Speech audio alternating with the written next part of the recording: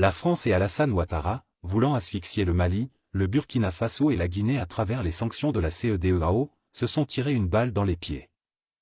Selon les analyses du politologue et écrivain ivoirien Isaac Pierre Bangoré, tous les Africains doivent soutenir le projet de confédération initié par les trois pays, afin d'empêcher le projet du bétail électoral que veut mettre sur pied Alassane Ouattara et ses alliés, dans le but de contrôler les élections dans la sous-région.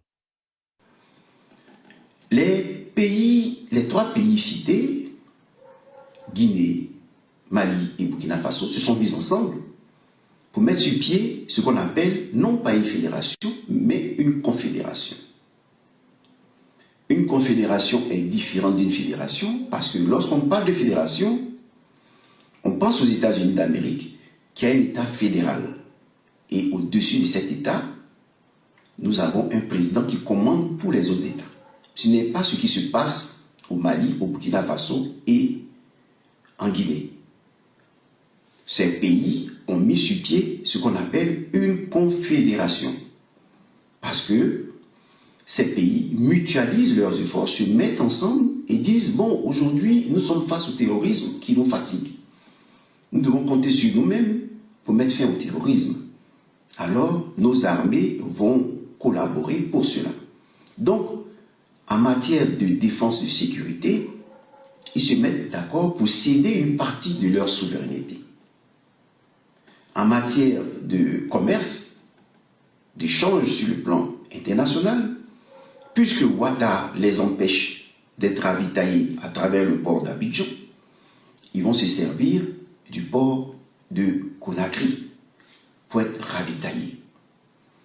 Alors ici, en matière de commerce, en matière de sécurité, de défense, de l'intégrité territoriale, ils cèdent une partie de leur souveraineté. Dans ce cas, on ne parle pas de fédération, mais de confédération.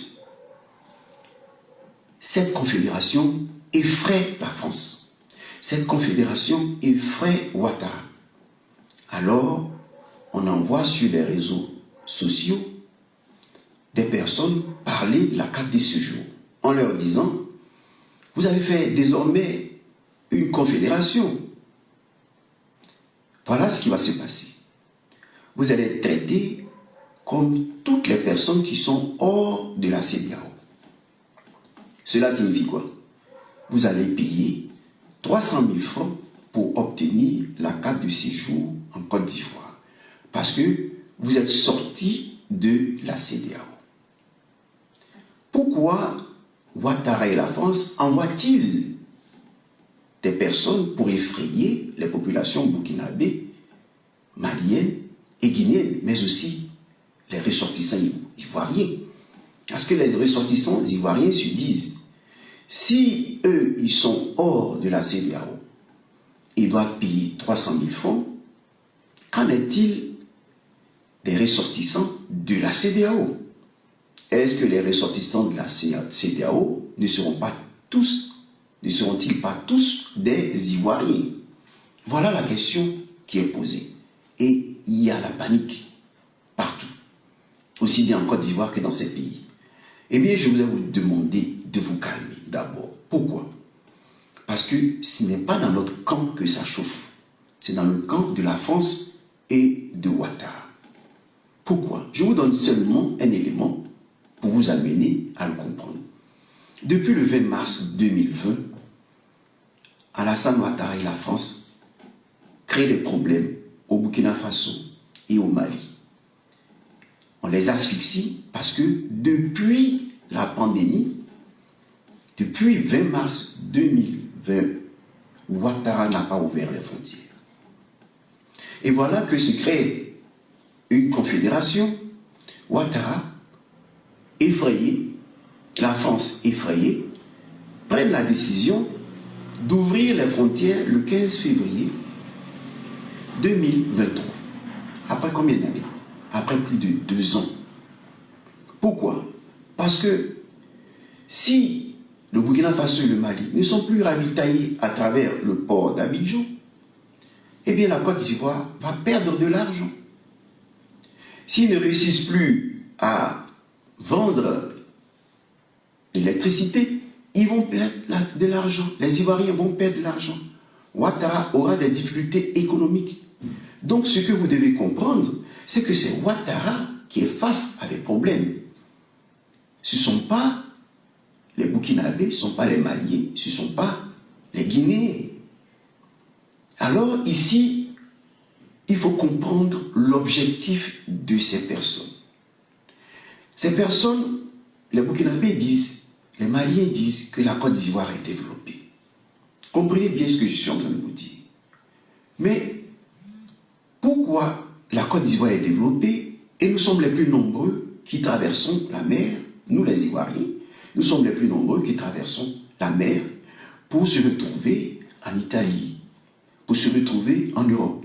Pourquoi nous mourons tous dans les mers?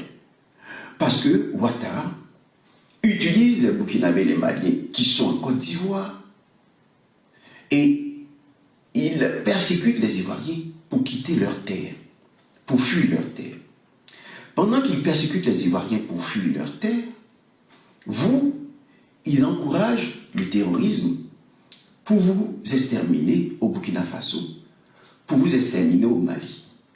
Dans quel but? Excusez-moi. Parce que lorsque vous écoutez l'interview du président Houphouët-Boigny, lorsqu'il était ministre en France, il a été interviewé, il a dit, et c'est là que vous allez comprendre pourquoi tout ce tohu-bohu, eh bien, il a dit que le pays qui aura la main sur le Sahara sera le pays le plus puissant du monde. Parce que le Sahara, les endroits où nous avons le Burkina Faso, le Mali, on regorge de richesses incroyables. Voilà pourquoi la France et Ouattara encouragent le terrorisme au Mali et au Burkina Faso. Je le dis parce que lorsque les Maliens ont eu besoin des Français pour résoudre le problème du terrorisme, ces partenaires n'ont pas été satisfaisants. Ils n'ont pas produit de résultats satisfaisants. À tel point qu'aujourd'hui, le Mali et le Burkina Faso ont changé de partenaire, ont rejeté la France pour aller vers la Russie. Et ceci énerve la France, énerve Ouattara. Lorsque les 46 soldats arrivent au Mali, ils sont arrêtés parce qu'on considère qu'ils sont des mercenaires, il n'y a aucune communication dessus. Le shérif Balé, et on lui dit, demande de se taire sur cette question. Les Ivoiriens n'en parlent pas, mais ils sont prêts à parler de la vie privée du président Laurent Gbagbo pour faire diversion. Mais on ne parle pas des sujets importants. Donc ici, comprenez que ce n'est pas dans notre camp que ça chauffe. C'est dans le camp de Ouattara. Il est asphyxié sur le plan économique parce que avec cette confédération, eh bien, le Mali et le Burkina Faso ne feront plus passer leurs marchandises par le port d'Abidjan. Avec cette confédération, on va arriver à une nouvelle monnaie et le CFA va disparaître. Panique à bord, Ouattara vous effraie avec la carte de séjour.